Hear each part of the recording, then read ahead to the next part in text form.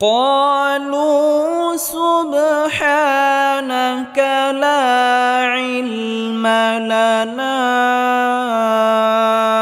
إلا ما علمتنا قالوا سبحانك لا علم لنا إلا ما علمتنا আসসালামু আলাইকুম ওয়া রাহমাতুল্লাহি ওয়া বারাকাতুহু।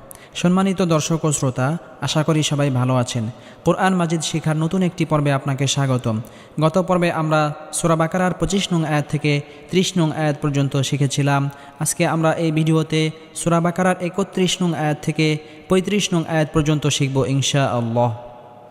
সম্মানিত দর্শক ও শ্রোতা, এই ভিডিওটি এমনভাবে তৈরি করা হয়েছে যে চাইলে আপনি আমার সাথে সাথে পড়ে আমার মতো সহি শুদ্ধভাবে কোরআন মাজিদ পড়তে পারবেন। আর যারা আমাদের এই চ্যানেলে নতুন, তারা অবশ্যই চ্যানেলটি সাবস্ক্রাইব করুন। সাবস্ক্রাইব না করলেও একটি লাইক এবং কমেন্ট অবশ্যই করুন, কারণ আপনার লাইক এবং কমেন্টের কারণে ইউটিউব অ্যালগরিদম আরও 100 জনের কাছে আমাদের এই ভিডিওটি পৌঁছাবে, যার ফলে অন্যরাও কোরআন শিখতে পারবে। তাহলে চলুন আমরা আমাদের মূল সবক শুরু করি। أعوذ بالله من الشيطان الرجيم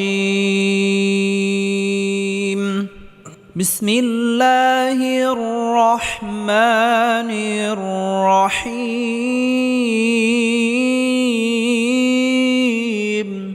আমি প্রথমত এই পূর্ণ আয়াতটি পড়ব।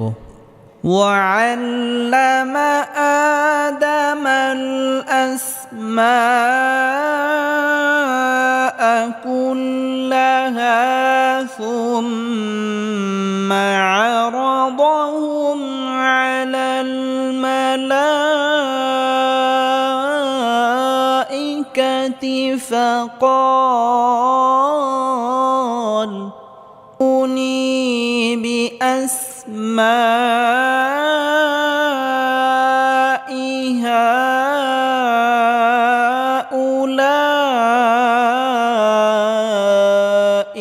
إن كنتم صادقين।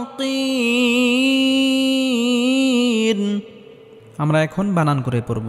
ওয়াও জবর ওয়া, আইন লাম জবর আল, ওয়া আল লাম জবর লা, ওয়া আল্লা মিম জবর মা, ওয়া আল্লামা তাজদিদ ওয়ালা হরফ 2 বার করে উচ্চারণ করে পড়তে হবে। হামজা খারা জবর আ, কোনো হরফের উপর খারা জবর খারাজের উল্টা পেশ হলে একালি পরিমাণ লম্বা করে টেনে পড়তে হবে। দাল জবর দা, মিম লাম জবর মাল, আ দা মাল। হামজা সিন জবর আস, মিম আলিফ জবর মা। জবরের বাম পাশে খালি আলিফ মাদের হরফের উপর মোটা চিহ্ন আসার কারণে 4 আলিফ পরিমাণ লম্বা করে টেনে পড়তে হবে। আসমা, হামজা জবর আ, আসমা আ। কাফ লাম পেশ কুল, লাম জবর লা, কুল্লা। হা আলিফ জবর হা। জবরের বাম পাশে খালি আলিফ মাদের হরফ একালি পরিমাণ লম্বা করে টেনে পড়তে হবে। কুল্লাহা। সা মিম পেশ সুম, মিম জবর মা, সুম্মা। মিমে বা নুনে তাজদিদ হলে সর্বাবস্থায় গুন্নাহ করে পড়তে হবে। আইন জবর আয়, র জবর র, আয় র, দ জবর দ, আয় র দ। হা মিম পেশ হুম, আয় র দ হুম। আইন জবর আ, লাম লাম জবর লাল, আলাল। মিম জবর মা, লাম খারা জবর লা, মালা। কোনো হরফের উপর খারা জবর খারাজের উল্টা পেশ হলে একালি পরিমাণ লম্বা করে টেনে পড়তে হয়। আর খারা জবর খারাজের উল্টা পেশের উপরে যদি মোটা চিহ্ন হয় তাহলে 4 আলিফ পরিমাণ লম্বা করে টেনে পড়তে হবে। আলাল মালা, হামজাজের ই, কাফ জবর কা, মালা ইকা তাজের তি, মালা ইকাতি। ফা জবর ফা, কফ আলিফ জবর ক, ফা ক। জবরের বাম পাশে খালি আলিফ মাদের হরফ একালি পরিমাণ লম্বা করে টেনে পড়তে হবে। ফা ক, লাম জবর লা, ফা কলা। হামজা নুন জবর আম, বাজের বি, আম বি। নুন সাকিনের পরে ইকলাবের হরফ বা আসার কারণে এখানে ইকলাব গুন্না, অর্থাৎ নুন সাকিনকে ছোট মিম দ্বারা পরিবর্তন করে পড়তে হবে। আম্বি, হামজা ওয়াও পেশ উ, আম্বি উ। পেশের বাম পাশে জজমালা ওয়া মাদের হরফ একালি পরিমাণ লম্বা করে টেনে পড়তে হবে। জেরের বাম পাশে জজমালা ইয়া মাদের হরফ একালি পরিমাণ লম্বা করে টেনে পড়তে হবে। আম্বি উ নি। বাজের বি, হামজা সিন জবর আস, বি আস, মিম আলিফ জবর মা। জবরের বাম পাশে খালি আলিফ মাদের হরফ একালি পরিমাণ লম্বা করে টেনে পড়তে হবে। আর মাদের হরফের উপরে যদি মোটা চিহ্ন আসে তাহলে 4 আলিফ পরিমাণ লম্বা করে টেনে পড়তে হবে। হামজাজের ই, বি আসমাই। হা খারা জবর হা, কোনো হরফের উপর খারা জবর খারাজের উল্টা পেশ হলে এক আলিফ পরিমাণ লম্বা করে টেনে পড়তে হবে। আর খারা জবর খারাজের উল্টা পেশের উপরে যদি চিকন চিহ্ন আসে তাহলে 3 আলিফ পরিমাণ লম্বা করে টেনে পড়তে হবে। লাম আলিফ জবর লা, জবরের বাম পাশে খালি আলিফ মাদের হরফ এক আলিফ পরিমাণ লম্বা করে টেনে পড়তে হবে। আর মাদের হরফের উপরে যদি মোটা চিহ্ন আসে তাহলে 4 আলিফ পরিমাণ লম্বা করে টেনে পড়তে হবে। হা উলা, হামজা জের ই, হা উলা ই, হামজা নুন জের ইং, নুন সাকিনের পরে ইকফার হরফ কাফ আসার কারণে এখানে ইকফা গুন্নাহ করে পড়তে হবে। ইং, কাফ নুন পেশ কুং, নুন সাকিনের পরে ইকফার হরফ তা আসার কারণে এখানে ইকফা গুন্নাহ করে পড়তে হবে, অর্থাৎ এখানে গুন্নাগুলো লুকিয়ে আদায় করতে হবে। ইং কুং, তামিম পেশ তুম, ইং কুনতুম, সদ খারাজ বড় স, কোনো হরফের উপর খারা জবর খারাজের উল্টা পেশ হলে কালি পরিমাণ লম্বা করে টেনে পড়তে হবে।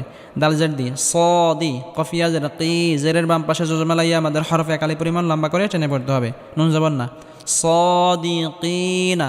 আর মাদের হরফের পরের হরফে যদি ওয়াকফ করা হয় বা থামা হয় তাহলে 3 আলিফ পরিমাণ লম্বা করে টেনে পড়তে হবে। সাদিকিন। সম্মানিত দর্শক ও শ্রোতা, আমরা এখন পূর্ণ আয়াতটি পড়ব, আমার সাথে সাথে আপনারাও পড়ার জন্য চেষ্টা করবেন। وعلم آدم الأسماء كلها ثم عرضهم على الملائكة وعلم آدم الأسماء كلها ثم عرضهم على الملائكة وعلم آدم الأسماء كلها ثم عرضهم على الملائكة وعلم آدم الأسماء كلها ثم عرضهم على الملائكة ثم عرضهم على الملائكة فقال أنبئوني بأسماء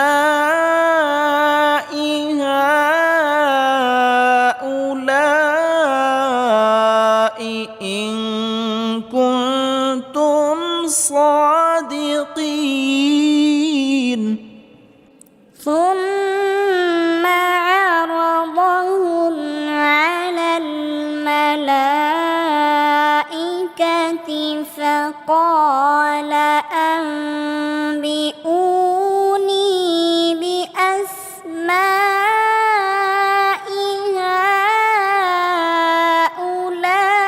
هؤلاء إن كنتم صادقين. ثم عرضهم على الملائكة فقال أنبئوني بأسماء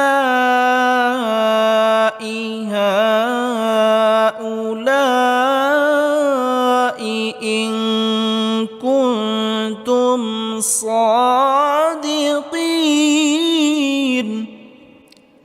ثم عرضهم على الملائكة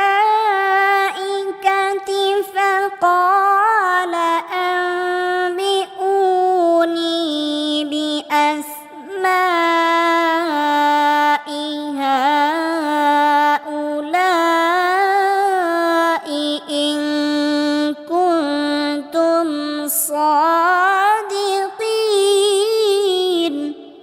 কফ আলিফ জবর ক, জবরের বাম পাশে খালি আলিফ মাদের হরফ এক আলিফ পরিমাণ লম্বা করে টেনে পড়তে হবে। লাম ও পেশ লু, ক লু, পেশের বাম পাশে জজমা লাওয়া মাদের হরফ এক আলিফ পরিমাণ লম্বা করে টেনে পড়তে হবে।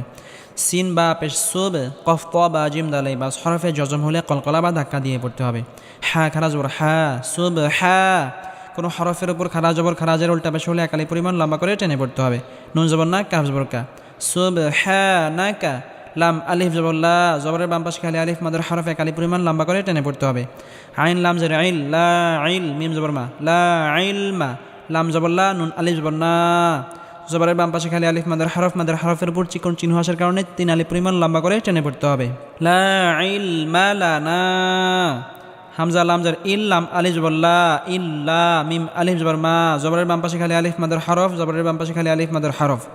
ইল্লা মা, আইন লাম জবর আইন, লাম মিম জবর লাম, আল্লাম, তা জবর তা, নুন আলিফ জবর না, আল্লাম তানা, আল্লাম তানা।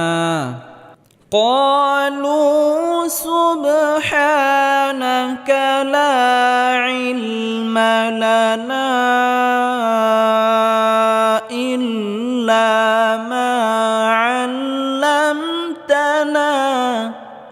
قالوا سبحانك لا علم لنا إلا ما علمتنا. قالوا سبحانك لا علم لنا إلا ما علمتنا. قالوا سبحانك لا علم لنا إلا ما علمتنا. হামজা নুন জার ইন, নুনে বা মিমে তাসদিদ হলে গুন্নাহ করে পড়তে হয়। কাফ জবর কা, ইন না কা, হামজা নুন জবর আ, নুন সাকিনের পরে ইকফার হরফ তা আসার কারণে এখানে ইকফা গুন্নাহ করে পড়তে হবে, অর্থাৎ গুন্নাকে গোপন করে পড়তে হবে। ইন্নাকা আ, তা লাম জবর তাল, আ তাল, আইন জবর আ, লাম ইয়া জার লি, আলি, মিম লাম পেশ মুল, আলিমুল, হা জবর হা, কাফ ইয়া জার কি, হাকি, জেরের বাম পাশে জজমালাইয়া মাদের হরফ এক আলিফ পরিমাণ লম্বা করে টেনে পড়তে হবে। মিম পেশ মু, হাকিমু, আর মাদের হরফের পরের হরফে যদি অক্ফ করা হয় তাহলে 3 আলিফ পরিমাণ লম্বা করে টেনে পড়তে হবে। হাকিম। ইন্নাকা আনতাল আলিমুল হাকিম। إنك أنت العليم الحكيم. إنك أنت العليم الحكيم. إنك أنت العليم الحكيم.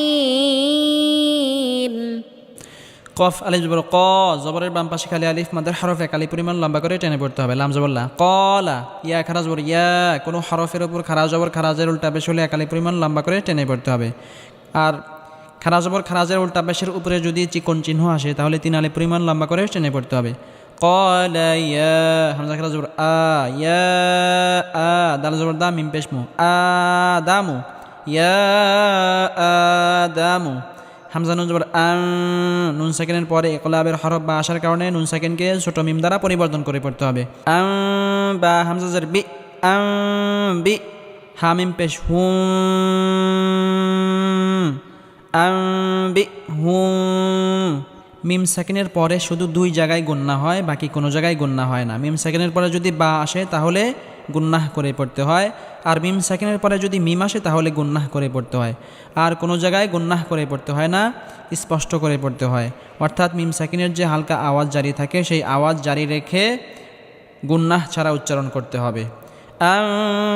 বি হুম বি আস, হামজা সিন জবর আস, মিম আলিফ জবর মা বি আসমা জবরের বাম পাশে খালি আলিফ মাদের হরফ এক আলিফ পরিমাণ লম্বা করে টেনে পড়তে হবে। আর মাদের হরফের উপরে যদি মোটা চিহ্ন আসে তাহলে 4 আলিফ পরিমাণ লম্বা করে টেনে পড়তে হবে। বি আসমা হামজা জের ই বি আসমা ই হা মিম জের হিম বি আসমা ইহিম قال يا آدم أنبئهم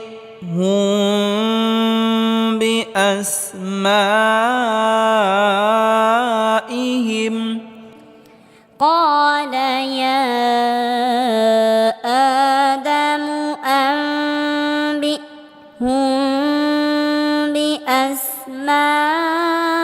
بأسمائهم قال يا آدم أنبئهم بأسمائهم قال يا آدم أنبئهم بأسمائهم ফা জবর ফা লাম মিম জবর লাম ফালাম মিমে বা নুনে তাসদিদ হলে গুন্নাহ করে পড়তে হয়। মিম আলিফ জবর মা ফালাম মা জবরের বাম পাশে খালি আলিফ মাদের হরফের উপর চিকন চিহ্ন আসার কারণে 3 আলিফ পরিমাণ লম্বা করে টেনে পড়তে হবে। ফালাম মা হামজা নুন জবর আ নুন সেকেন্ডের পরে ইকলাবের হরফ বা আসার কারণে ইকলাব গুন্না অর্থাৎ নুন সেকেন্ডকে ছোট মিম দ্বারা পরিবর্তন করে পড়তে হবে। হামজা জবর আ বা আ হা মিম পেশ হু মিম সেকেন্ডের পরে বা আসলে গুন্নাহ করে পড়তে হয়। হুম বাজার বি হামজা সিন জবর আস বি আস মিম আলিফ জবর মা বি আস মা জবরের বাম পাশে খালি আলিফ মাদের হরফের উপর যদি মোটা চিহ্ন আসে তাহলে 4 আলিফ পরিমাণ লম্বা করে টেনে পড়তে হবে। হামজা জের ই বি আস মা ই হা মিম জের হিম বি আস মা ইহিম যদি আয়াতের মাঝখানে লাম আলিফ আসে তাহলে সেখানে ওয়াকফ করা নিষেধ। কফ আলিফ জবর কল হামজা বললা কলা জবরের বাম পাশে খালি আলিফ মাদের হরফ এক আলিফ পরিমাণ লম্বা করে টেনে পড়তে হবে। হামজা জবর আ লাম মিম জবর লাম আলাম হামজা জবর আ কফ লাম পেশ কুল আলাম আকুল লাম জবর লা কাফ মিম পেশ কুম আলাম আকুল লাকুম আলাম আকুল লাকুম হামজা নুন জের ইন নুনে বা মিমে তাসদিদ হলে গুন্নাহ করে পড়তে হয়। ইন্নী জেরের বাম পাশে জজমালাইয়া মাদের হরফের উপর চিকন চিহ্ন আসার কারণে 3 আলিফ পরিমাণ লম্বা করে টেনে পড়তে হবে। হামজা আইন জবর আ'লাম জবরলা আ'লা মিম পেশমু আ'লামু ইন্নী আ'লামু গাইনিয়া জবর গাই বা সিন জবর বাস গাই বাস সিন জবর সা মিম খারা জবর মা ওয়াও খারা জবর ওয়া সামা ওয়া কোনো হরফের উপর খারা জবর খারাজের উল্টা পেশ হলে 1 আলিফ পরিমাণ লম্বা করে টেনে পড়তে হবে। এখানে 2টি 1 আলিফ করে লম্বা করে টেনে পড়তে হবে। সামাওয়াত তাজরতি সামাওয়াতি ওয়াও লাম জবর ওয়াল হামজা রা জবর আর ওয়াল আর দাজ্জারদি ওয়াল আরদি ওয়াও জবর ওয়া হামজা আইন জবর আ ওয়া আ'লাম জবর লা মিম পেশমু ওয়া আ'লামু মিম আলিফ জবর মা জবরের বাম পাশে খালি আলিফ মাদের হরফ 1 আলিফ পরিমাণ লম্বা করে টেনে পড়তে হবে। তা বা পেশ তুবে কফতা বা জিম দাল এই পাশ হরফে জজম হলে কলকলা বা ধাক্কা দিয়ে পড়তে হবে। দাল ওয়াও পেশ দু পেশের বাম পাশে জজমালা ওয়াও মাদের হরফ 1 আলিফ পরিমাণ লম্বা করে টেনে পড়তে হবে। তুবে দু নুন জবর না তুবে দু না ওয়াও জবর ওয়া মিম আলিফ জবর মা ওয়া মা জবরের বাম পাশে খালি আলিফ মাদের হরফ 1 আলিফ পরিমাণ লম্বা করে টেনে পড়তে হবে। কাফ নুন পেশ কুন নুন সেকেন্ডের পরে ইকফা হরফ তা আসার কারণে এখানে ইকফা গুন্নাহ করে পড়তে হবে। তা মিম পেশ তুম কুনতুম তা কাফ জবর তাক তা পেশ তু তাক তু মিম ওয়াও পেশ মু তাক তুমু পেশের বাম পাশে জজমালা ওয়া মাদের হরফ 1 আলিফ পরিমাণ লম্বা করে টেনে পড়তে হবে। নুন জবর না তাক তুমুনা আর মাদের হরফের পরের হরফে যদি ওয়াকফ করা হয় তাহলে 3 আলিফ পরিমাণ লম্বা করে টেনে পড়তে হবে। তাকতুমুন আর কাফে হালকা বাতাস বের হবে। ফালাম্মা আনবাআহুম বিআসমাইহিম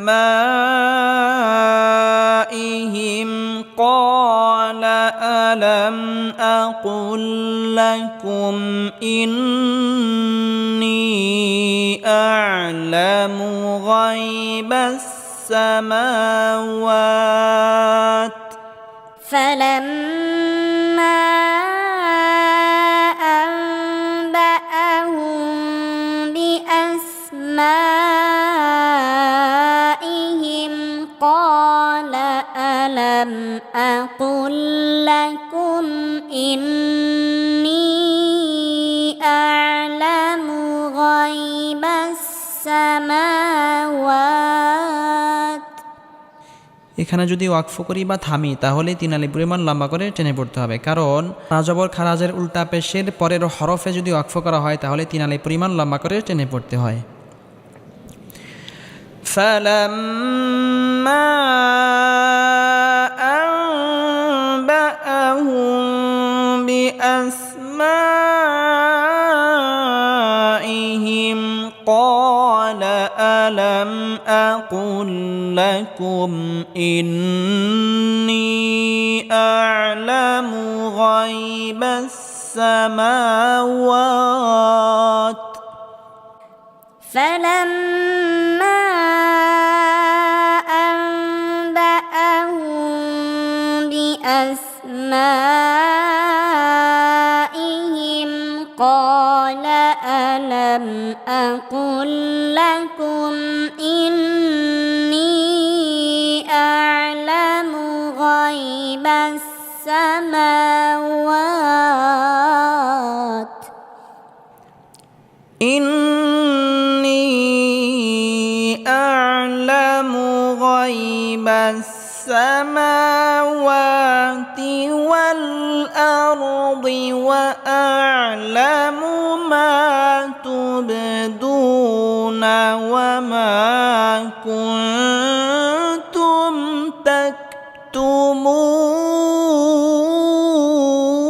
تكتمون إني أعلم غيب السماوات والأرض وأعلم ما تبدون وما كنتم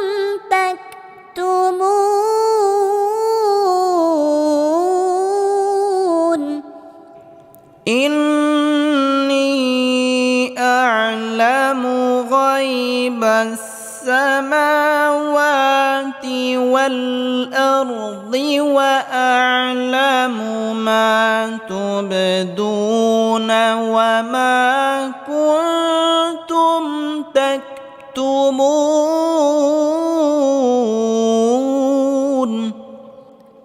إني أعلم غيب السماوات والأرض وأعلم ما تبدون وما كنتم تكتمون وإذ قلنا للملائكة اسجدوا لآدم فسجدوا إلا إبليس وإذ قلنا للملائكة اسجدوا لآدم فسجدوا إلا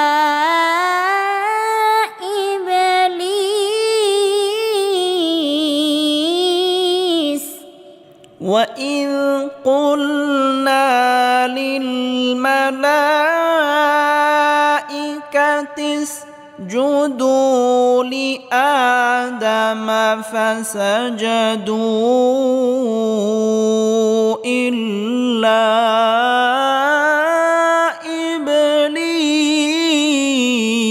إبليس وإذ قلنا للملائكة اسجدوا لآدم فسجدوا إلا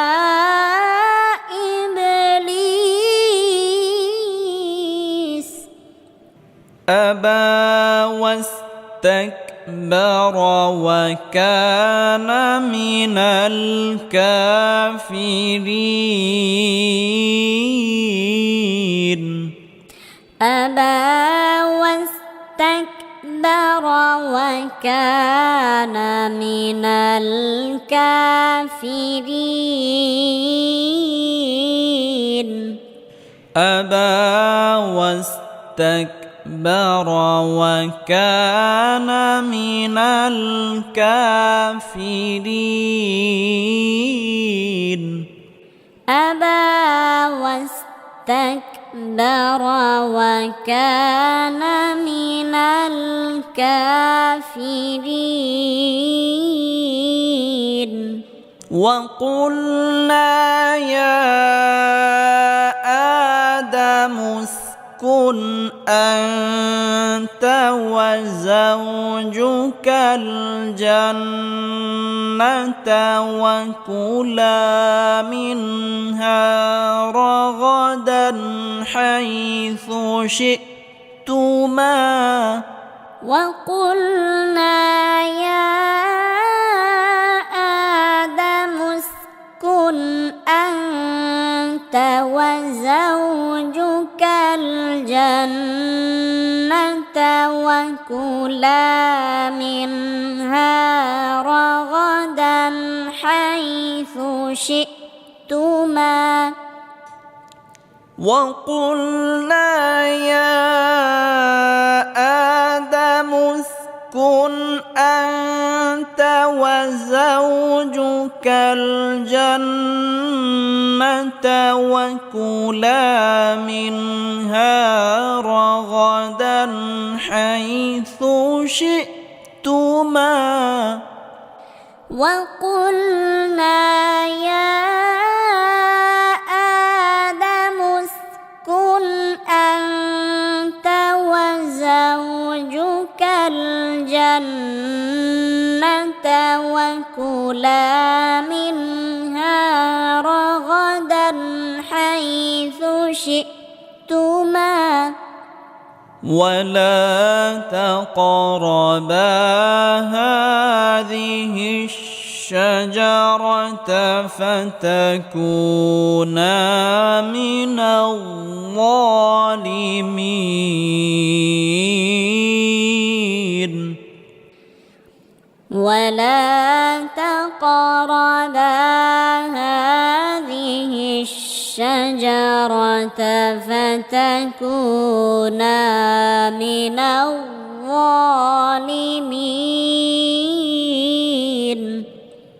ولا تقربا هذه الشجرة فتكونا من الظالمين ولا تقربا هذه الشجرة فتكونا من الظالمين সম্মানিত দর্শক ও শ্রোতা, আজকে আমরা সূরা বাকারার ৩১ নং আয়াত থেকে ৩৫ নং আয়াত পর্যন্ত পড়লাম। সামনের পর্বে আমরা সূরা বাকারার ৩৬ নং আয়াত থেকে ইনশাআল্লাহ শিখব। যারা আমাদের এই চ্যানেলে নতুন, অবশ্যই চ্যানেলটি সাবস্ক্রাইব করুন।